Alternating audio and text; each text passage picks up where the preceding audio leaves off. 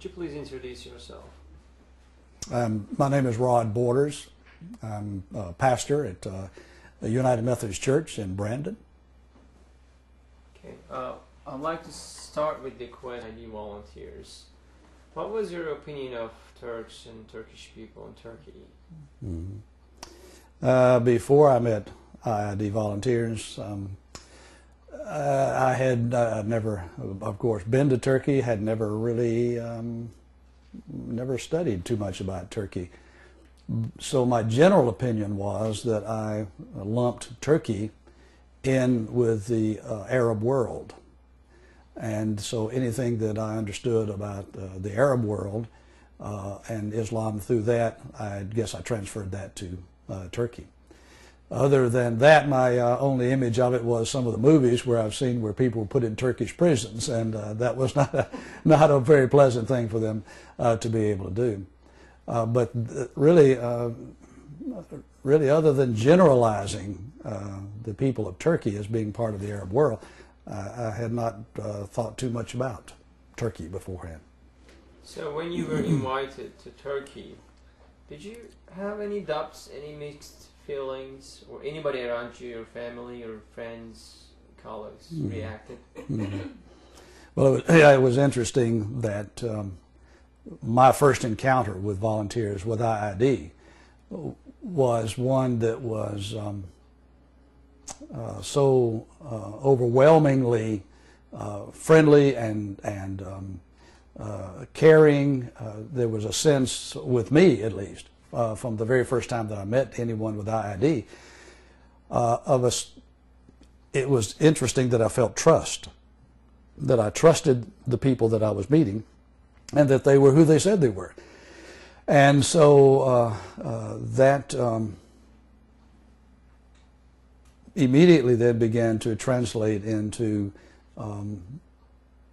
my acceptance of offers of friendship and offers of dialogue and offers of basically to be friends in the local area. Now, as far as our trip is concerned, when some of my friends heard that we were going to Turkey, they immediately thought, oh, well, you're walking into a nightmare, that you have no chance of surviving this. And then they would begin to ask me, where are you staying? Who are you staying with? Who's traveling with you? And all of these kind of things. And when I said, I don't know, I don't know where we'll be staying, and I don't know who exactly we will be traveling with, they thought I had lost my mind. But again, it was all because of something within me that just felt a great deal of trust toward those who were arranging for us to make this trip and to be involved in dialogue. And so for my part, a sense of at ease with all of it. For many of my friends, a sense that I had lost my mind, and that I should not be doing this because of the danger that would be involved for a Westerner and a Western Christian to go into Turkey, which is predominantly Muslim. So, or after, how was Turkish people? Like, what they meant to you? How was it then? The interesting thing for me that stands out in my mind more than anything else about the Turkish people is the people that I met, or that I did not meet, but I would pass on the street. We, of course, were treated tremendously well and very gracious by all of our hosts there. Everyone who welcomed us into their homes, into their school, into the business, whatever that was. Everyone was exactly what I expected out of them. What I did not expect was on the street, especially in a place like Istanbul with so many people and so crowded. For a fellow from Mississippi, it seemed very crowded, that the people on the street, if I made eye contact with them, a great many of them would sort of have at least a pleasant look on their face, maybe even a nod, to acknowledge that that we were looking at each other, and that obviously I was from somewhere else. And that was what caught me off guard. And also the sense on the streets in all the cities, but I think of Istanbul, where it's so crowded, that people, even in their rush and in their crowdedness, seem to have, for me, a sense of compassion for each other, but especially for one like myself that is not from there, and obviously not from there, that I was given that almost like welcome to our country kind of a look from people that I would not know and was just passing by on the street. So how was families? You said you've been to families, to the homes of people. How was the treatment? Oh yeah, well, everyone, all the host families were just absolutely tremendous. So gracious, so welcoming, and making every way they knew how to make us feel at home, being comfortable. Of course, eating too much was the biggest problem, and getting used to the flow of how you would have a meal, and that you better be careful and that you don't load up with the salads or with the next meal or the fruit or the dessert and all of that was interesting. But everyone in the home, and especially if there were children in the home, they were very engaging with us, wanting to see what we were about, and very open to us. So every home that we were with, every host family, whether they had a small apartment or a larger home that we would be in, could not have been more gracious to us, and offering of themselves and all that they are to us.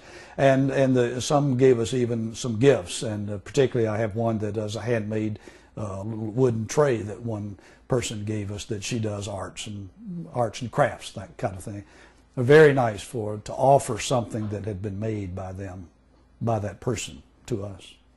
Overall, like after the trip, can you say your ideas, your perception, or the friends talking about the Turkish people has changed? Like, what was the impression after the trip? Like, what changed?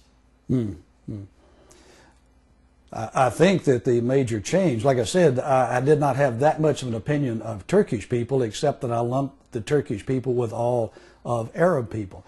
And the impression, or the change that has come about in my mind, is that there is a distinction now that I make between Turkish people and the rest of the Arab world, especially as it relates to Islam. Of course, I was in contact with people with IID who were interested in interfaith dialogue, and I'm sure that everyone in Turkey does not embrace that idea, but the impression of people of Islam who truly looked upon me as someone of value and worth and wanted to enter into dialogue with me as a Christian. That is the impression that now I have of Turkey, and that differentiates it to some extent from some other encounters I've had with other people of Muslims from other parts of the world. So the city was the most meaningful or like impressive? Well, just the sheer size, of course, Istanbul, and trying to get around in that city and with all the people, and I'm just amazed that people can live that close together, and even in the parks be able to enjoy their time and be in that close proximity with each other. Of course, that was fascinating. But I think the city that somehow caught my attention was Urfa. And I'm not sure why, but it was as though I felt very comfortable there, felt as though I was seeing a part of Turkey that was very different from Istanbul, of course. And I really don't know how to put that into words, but that city somehow caught a hold of me. And if I was going to go back and I wanted to go spend some time somewhere and really try to experience some more of the culture, I would probably go there and spend an extended period of time.